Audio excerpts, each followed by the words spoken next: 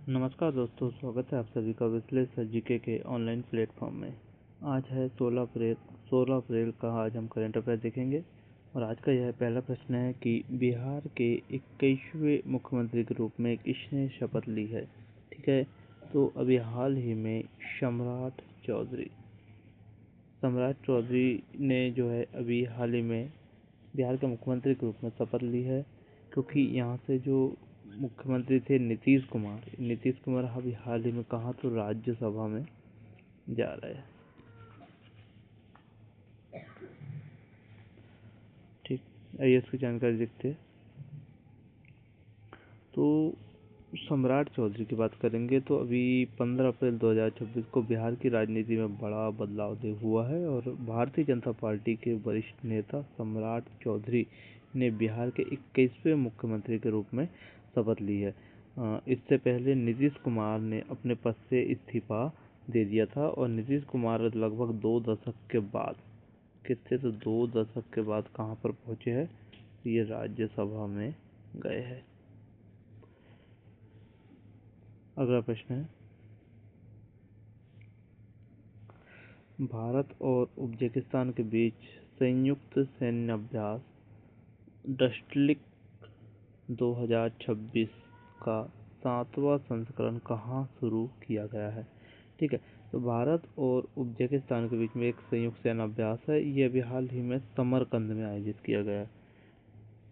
तो समरकंद की बात करें तो इसका विवरण भारत और उज्बेकिस्तान की सेनाओं के बीच वार्षिक संयुक्त सैन्य अभ्यास डस्टलिक का 7वां संस्करण उज्बेकिस्तान के समरकंद में हुआ है। अब इसका मुख्य उद्देश्य क्या है, तो इसका मुख्य उद्देश्य है पहाड़ी इलाकों में आतंकवाद विरोधी अभियानों के लिए आपसी तालमेल और क्षमता को बढ़ाना। अगला प्रश्न है, हाल ही में किस राज्य की कोन्याक जनजाति द्वारा उपयोग में किए जाने वाले पारंपरिक हर्बल फार्मूले में कैंसर विरोधी गुण पाए गए हैं। ठीक है, ये कोन्याक जनजाति है। ये इम्पोर्टेंट रूप से आप रखना कि ये जनजाति किस राज्य से संबंधित है। ये है नागालैंड से। तो नागालैंड की अगर बात करें तो यहाँ पर जो है शोधकर्ताओं ने पाया कि नागालैंड की कोन्याक जनजाति द्वारा उपयोग की जाने वाली एक पारंपरिक औषधि में कैंसर विरोधी क्षमता है। कोन्याक जनजाति द्वारा मुख्य रूप से नागालैंड के मोन जिले में ये निवास करती है और इन्हें काले बालों वाले पुरुष भी कहा जाता है।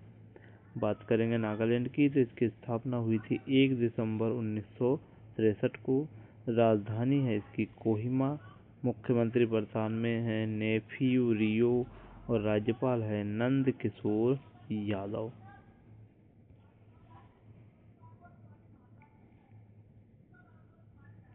अगला प्रश्न है, एशियाई विकास बैंक ने वर्ष 2026 के लिए भारत की जीडीपी वृद्धि का अनुमान बढ़ाकर कितना कर दिया।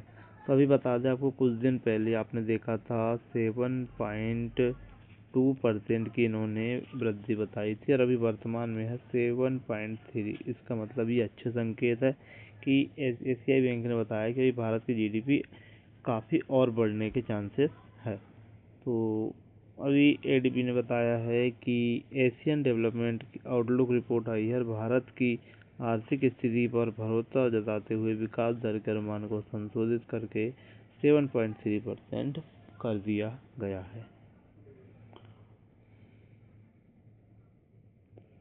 अगला प्रश्न है, भारत के विदेश सचिव विक्रम मिस्री ने 14-15 अप्रैल 2026 को किस देश के साथ विदेश कार्यालय परामर्श की सह अध्यक्षता की है। ठीक है, तो अभी अपने देश भारत और जर्मनी के बीच में अभी यह विदेश कार्यालय परामर्श सह अध्यक्षता हुई है। इसकी जानकारी देखते हैं। तो अभी जर्मनी में भारत और जर्मनी के बीच राजनयिक संबंधों के 75 वर्ष पूर्ण होने के उपलक्ष्य में बर्लिन में महत्वपूर्ण चर्चा हुई। इसमें रक्षा, हरित ऊर्जा और डिजिटल गवर्नेंस पर सहयोग बढ़ाने पर सहमति बनी है।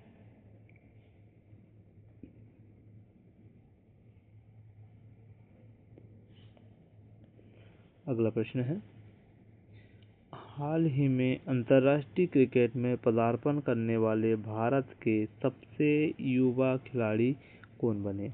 ठीक है, तो अभी आईपीएल में भी इनका काफ़ी नाम चर्चा में है और ये व्यक्ति है वैभव सूर्यवंशी। ठीक है, ये 15 वर्षीय जो बालक है जिनका नाम है वैभव सूर्यवंशी। और इनके बारे में डिटेल देखते हैं कि चर्चा में क्यों है। तो बिहार के 15 वर्षीय जिनका जन्म 2011 में हुआ था, विस्फोटक ओपनर है और वैभव सूर्यवंशी ने 2026 में आयरलैंड के खिलाफ होने वाले T20 सीरीज के लिए भारतीय टीम में जगह बनाकर इतिहास रच दिया है। इसके अलावा आईपीएल और अंडर-19 में धमाकेदार प्रदर्शन के बाद वह भारत के लिए सबसे कम उम्र में डेब्यू करने वाले पुरुष खिलाड़ी भी बन गए हैं। अच्छा, इसमें रिकॉर्ड किसका तोड़ा है, तो 16 साल 205 दिन के सचिन तेंदुलकर का इन्होंने रिकॉर्ड तोड़ा है। ठीक है, तो ये काफ़ी रिकॉर्ड अपने नाम वैभव सूर्यवंशी ने किए हैं। अगला प्रश्न है, हिमाचल प्रदेश को पूर्ण राज्य का दर्जा कब मिला था। तो 1971 में से पूर्ण राज्य का दर्जा मिला। इसका मतलब यह है कि इसके पहले इसकी स्थापना हो चुकी थी। पूरी जानकारी देखते हैं। तो हिमाचल दिवस की बात करेंगे हम।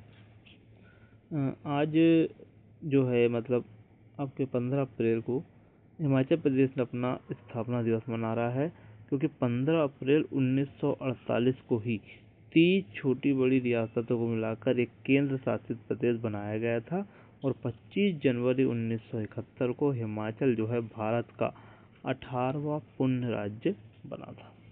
ठीक है, पूर्ण राज्य यहाँ पर बना हुआ था।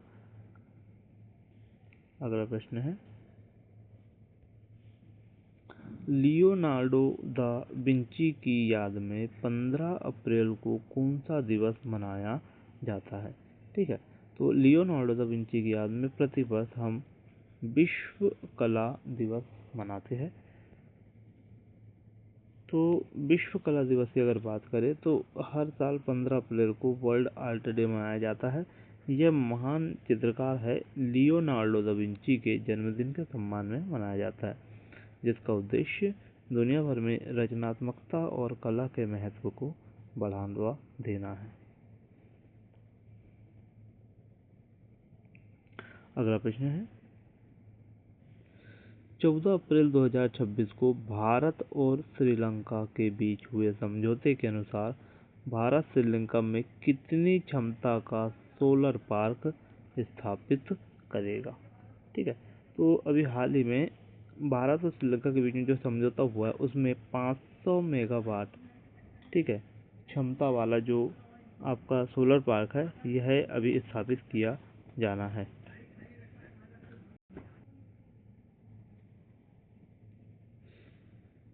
तो इसकी जानकारी देखते हैं।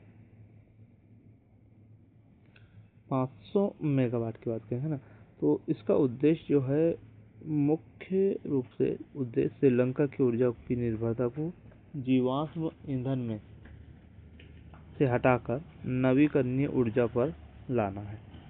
और यह जो समझौता है भारत की पड़ोसी पहले की नीति और सौर ऊर्जा के क्षेत्र में वैश्विक नेतृत्व को दर्शाता है। बात करेंगे इससे संबंधित अंतर्राष्ट्रीय सौर संगठन की, तो भारत और फ्रांस द्वारा शुरू किए गए एक गठबंधन है जिसका मुख्यालय गुरुग्राम हरियाणा भारत में है। श्रीलंका भी इसका एक महत्वपूर्ण सदस्य है। श्रीलंका की बात करें तो श्रीलंका की राजधानी है जयवर्धनपुरे कोट्टे जो कि प्रशासनिक है, और कोलंबो जो कि वाणिज्यिक है, और यहाँ पे मुद्रा जो है श्रीलंकाई रुपया है।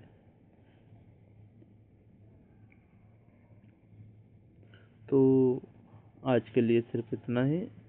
अगर आप सभी को हमारा सेशन पसंद आता है तो आपसे रिक्वेस्ट है कि इस सेशन को कृपया लाइक करें शेयर करें और हमारे चैनल को सब्सक्राइब करें ताकि जितनी भी नई नई वीडियो है आपको मिलती रहे। जय हिंद, जय भारत।